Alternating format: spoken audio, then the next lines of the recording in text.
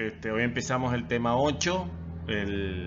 Básicamente en esta clase vamos a ver el teorema fundamental del cálculo integral y lo que siempre pregunto en los exámenes, la definición e interpretación geométrica de la integral definida. ¿Se acuerdan que cuando estudiamos la derivada habíamos visto que la derivada del espacio con respecto al tiempo era la velocidad? Bueno, imaginemos que ahora tenemos el problema en cierta forma inverso. Dada la velocidad, yo quiero determinar el espacio recorrido. Pensando al inverso, uno dice, lo que tengo que buscar es una función cuya derivada sea la velocidad, ¿verdad? Así lo pensamos en la clase anterior. Bueno, eso es precisamente lo que vamos a formalizar en el día de hoy.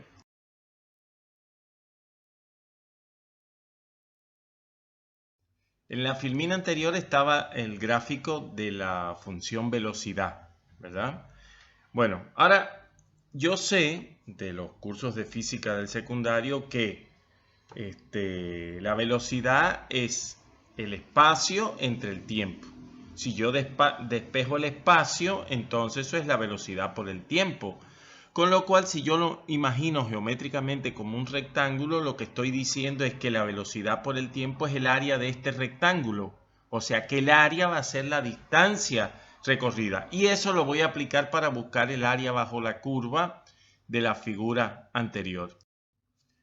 Siguiendo con el razonamiento del anterior, lo que yo estoy diciendo es que el área completa bajo la curva, o para hablar con más propiedad, entre la curva y el eje X, me va a dar el espacio recorrido por la partícula o por el móvil.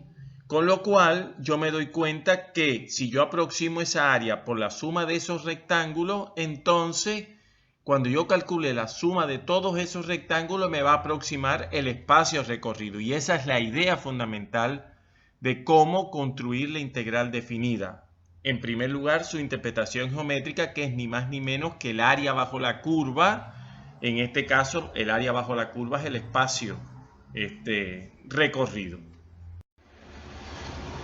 Bueno, si bien en la figura anterior estaban dibujados solo una clase de rectángulos, si ustedes se fijan por el punto medio de la gráfica en cada intervalito, en realidad yo lo puedo hacer de dos formas o de otra forma distinta, y es considerar en cada intervalito el menor valor y el mayor valor de la función.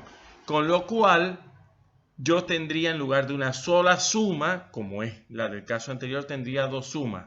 Cuando uso el máximo se llama las sumas superiores y cuando uso el mínimo se llama las sumas inferiores.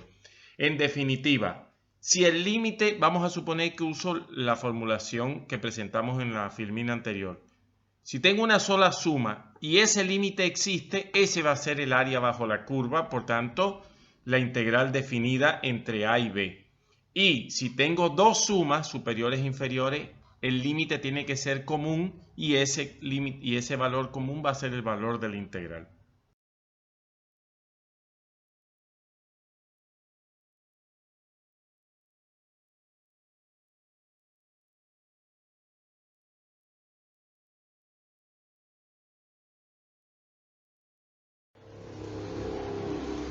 Entonces, lo que hemos dicho es, ¿cómo se define la integral de la función f de x entre a y b?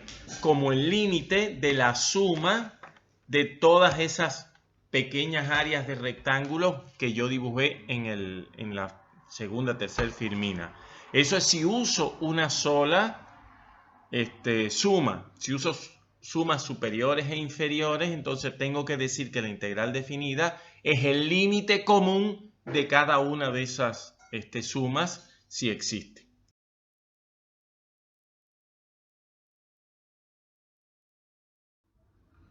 Bueno, y aquí está la definición de función integrable.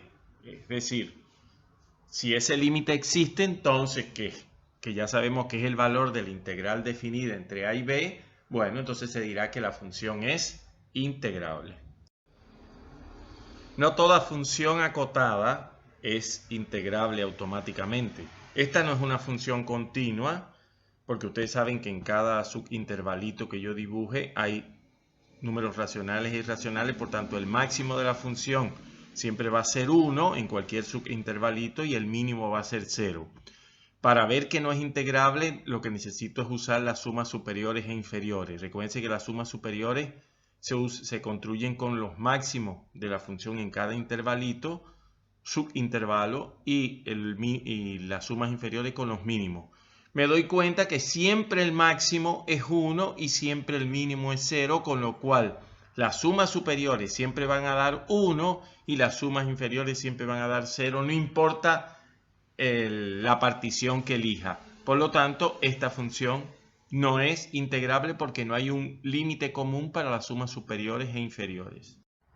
Incluso la función puede tener discontinuidades infinitas, pero en este caso infinitas numerables, y ser integrable, como lo veremos en particular, lo dice este teorema, pero como lo veremos en particular con el siguiente ejemplo.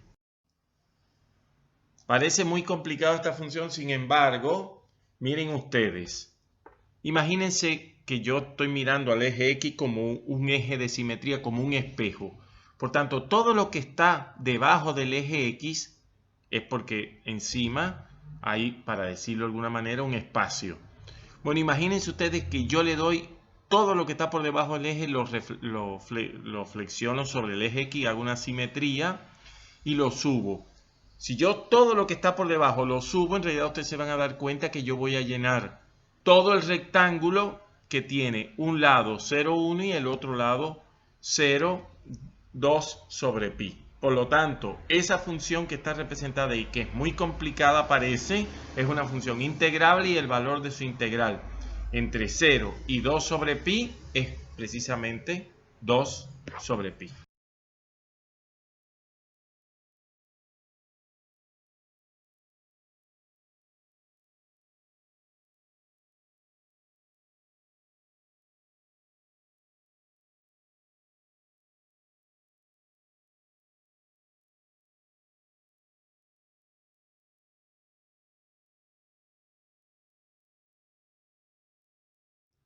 En definitiva, como muestran las filminas anteriores, el área bajo la curva entre dos valores, acá está con X, pero puede ser con B, con cualquier número, entre A y B, es sencillamente buscar la primitiva, evaluar en el límite superior, menos la primitiva evaluada en el límite inferior.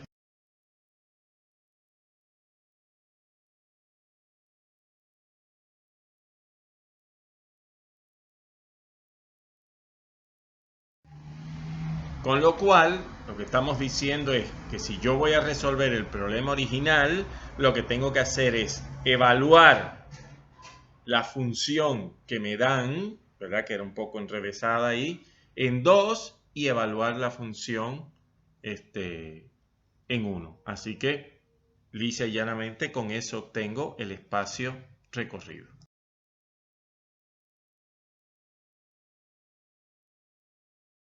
Y la segunda parte del teorema fundamental del cálculo integral lo que me está diciendo es que yo puedo calcular la derivada de una integral con límite superior variable sencillamente evaluando el integrando en ese límite superior variable. En la próxima clase veremos una regla más general que esto que se llama la regla de Leibniz.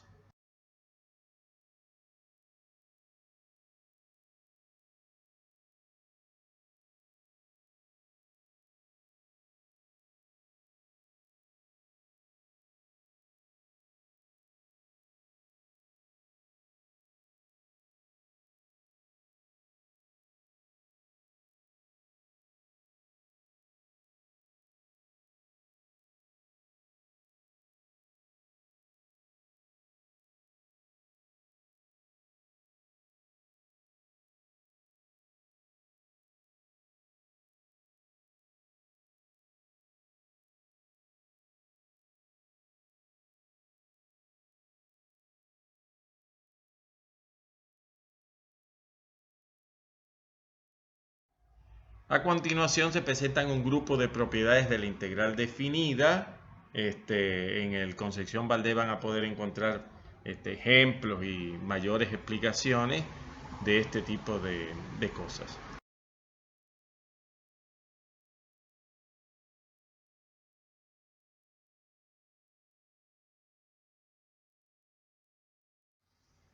una cuestión que quiero terminar con esto la clase, y es, ¿se acuerdan que la integral definida, usted buscaba la primitiva y le agregaba c porque todas esas cumplen que su derivada da la función que yo estoy integrando? Bueno, en realidad en la integral definida lo que estamos haciendo es buscando el valor c para un intervalo dado. Ustedes se darán cuenta que si desde 0 hasta 1 la integral definida da un valor, no tiene por qué desde 0 hasta 100 dar el mismo valor. Puede dar otro valor. Bien, eso es lo que quería recalcar al final.